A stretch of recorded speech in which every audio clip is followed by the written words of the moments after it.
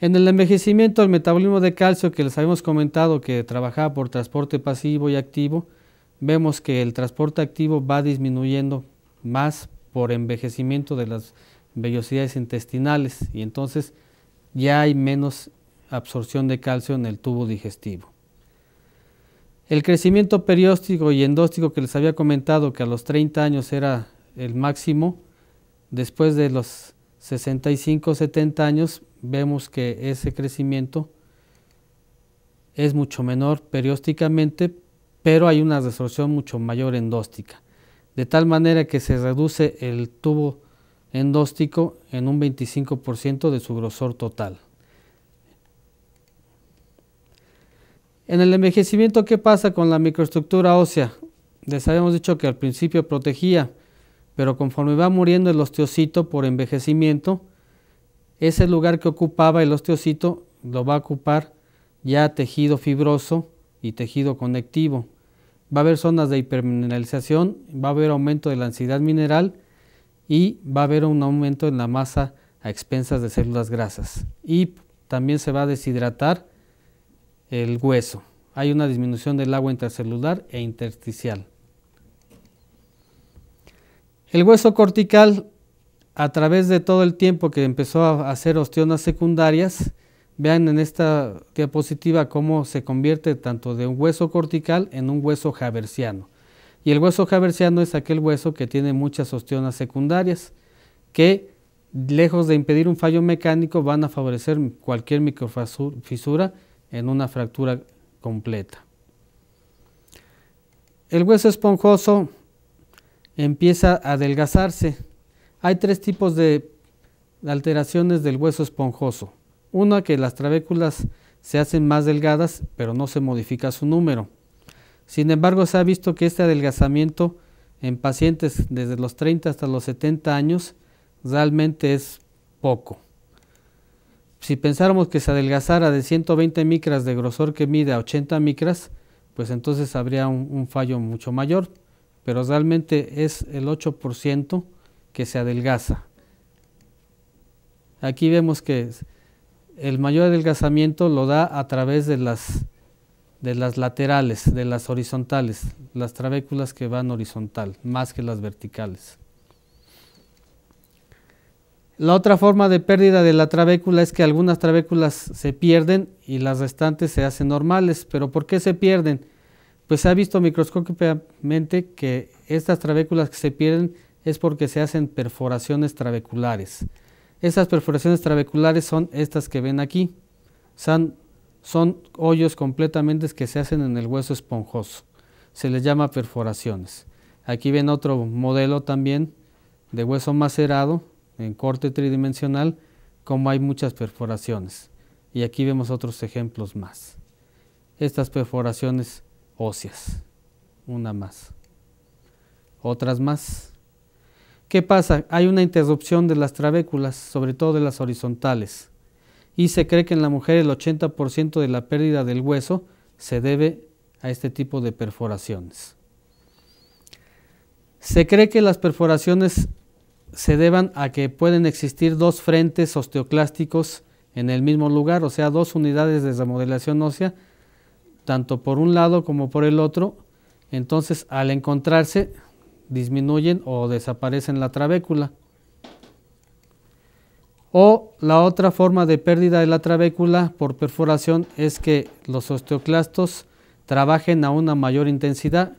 En lugar de hacer hoyos de 60 micras, hagan hoyos de 120 a 150 micras, como se especifica aquí. Este tipo de osteoclastos se les ha llamado osteoclastos killer o asesinos. No se ha demostrado su existencia verdadera, pero se cree que pueden estar trabajando así y por eso causan la perforación de la trabécula. Y la última pérdida de trabécula es que las trabéculas que desaparecen, las restantes se tornen más gruesas. Este grosor de la trabécula se le llama microcallosidad y aquí ven la diapositiva. Se le llama microcallosidad porque remeda o asemeja una reparación de una fractura con un callo exuberante, pero esto lo vemos a nivel microscópico. Y es un hueso fibrillar, o sea, es un hueso inmaduro. que probablemente esté señalándonos que hay un alto recambio óseo local del hueso. Aquí ven en las flechas azules 3 tipos de microcallosidades. Vean cómo hay perforaciones alrededor del hueso y en las restantes trabéculas se engruesan o se hace la microcallosidad, como la pueden ver ahí. Este es el hueso fibrilar, visto microscópicamente, de la microcallosidad. Bueno, ya hablamos de la fisiopatología, ya hablamos de la biomecánica, ya hablamos de la microestructura, ya hablamos de la masa ósea, ya hablamos del metabolismo óseo, y todo eso hablamos lo que sucede en condiciones tanto de crecimiento como envejecimiento. Y estas condiciones normales es lo que normalmente vemos. Pero para que estas condiciones normales creen una alteración en el hueso, pues tiene que haber una predisposición genética de las personas para que se desarrolle esta insuficiencia ósea. Y eso tiene que ver con la modulación genética en las distintas fases de la vida del hombre, que a la vez va a tener que ver también con la máxima masa ósea que llegó a formar ese individuo en el momento de su vida y si hizo o no ejercicio. Obviamente esto es lo que hace las variaciones interindividuales de las personas, y esas variaciones interindividuales se conocen como factores de riesgo. Entonces cada paciente tiene un factor de riesgo diferente para desarrollar una u otra enfermedad, y esas variaciones interindividuales va a ser lo que nos hace diferentes a todos. Pero que en el caso del problema de la osteoporosis, pues tenemos que ver qué está pasando. Estos factores de riesgo obviamente tienen un fondo genético y un fondo ambiental. El fondo genético se lleva el 75% del peso, mientras que el factor ambiental se lleva el 25%. Obviamente en esta diapositiva vemos que se han encontrado genes específicos BB mayor, B chica y BB minúsculas, que dependiendo del gen que tengamos va a haber un deterioro estructural a los 18 años posterior a la menopausia, cuando se tienen los genes BB grandes, o después de los 29 años de la menopausia, cuando se tienen los 2 genes recesivos B minúscula, ¿no? Como ocurre. Y claro, hay muchas enfermedades genéticas como el Marfan, el Ehlers-Danlos, el Turner o Klinefelter, que tienen una base totalmente genética y que causa alteración en el hueso.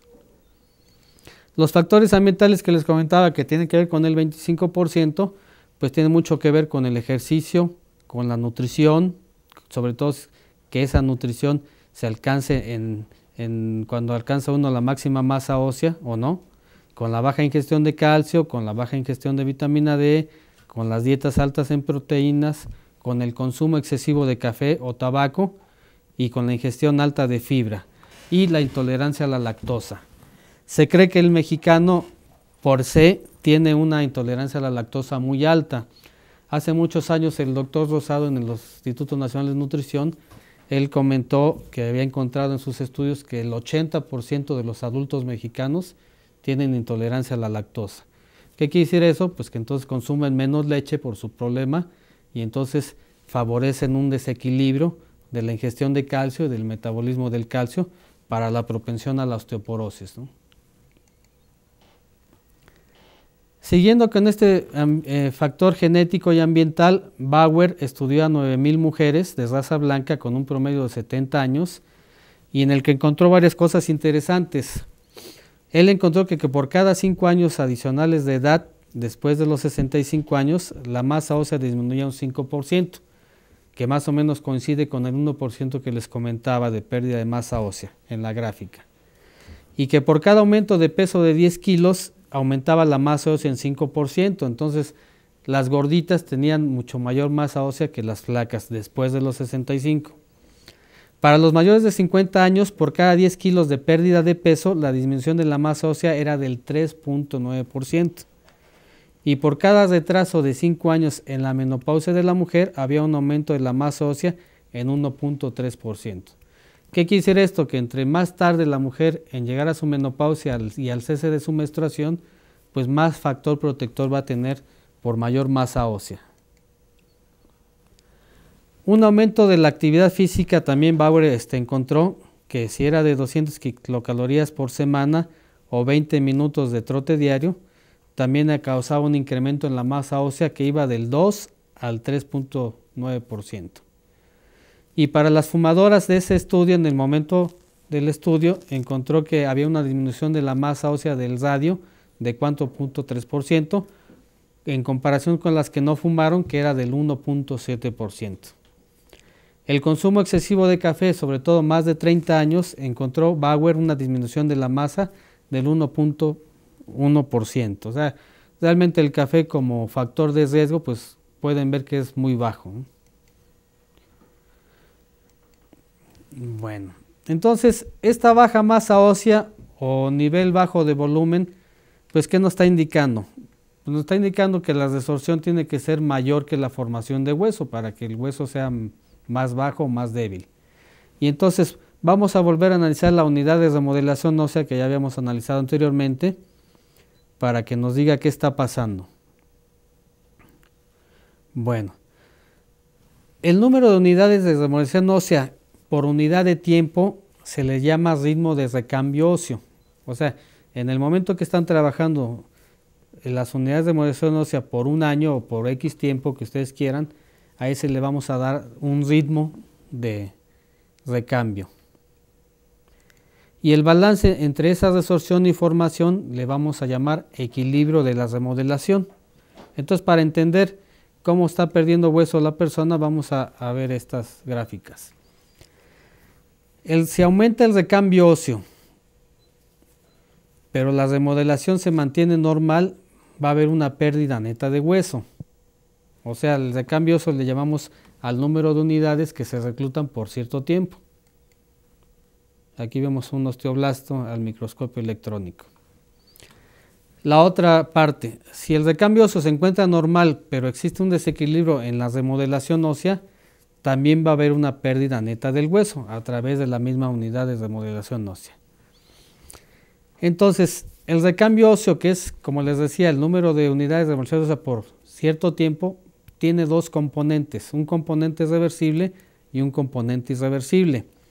El componente reversible se da cuando las unidades de remodelación ósea se encuentran incompletas, o sea, no se ha cerrado el ciclo resorción-formación y por lo tanto aumenta el espacio de remodelación.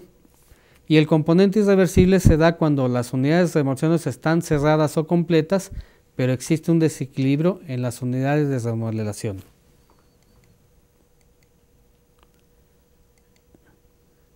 Y este tipo de recambio óseo, tanto de una como otra, se le llama alto recambio o bajo recambio, como pueden ver aquí, ¿no?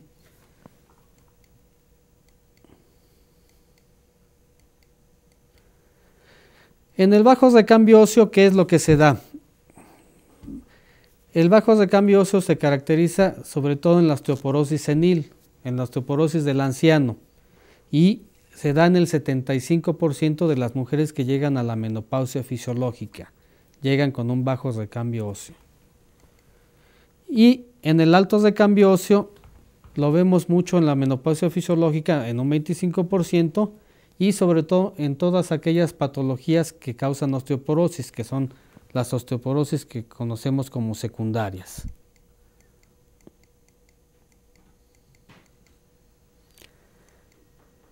Vamos a explicar esto con más calma. Si tenemos entonces los osteoclastos trabajando a una mayor actividad y por un tiempo más prolongado,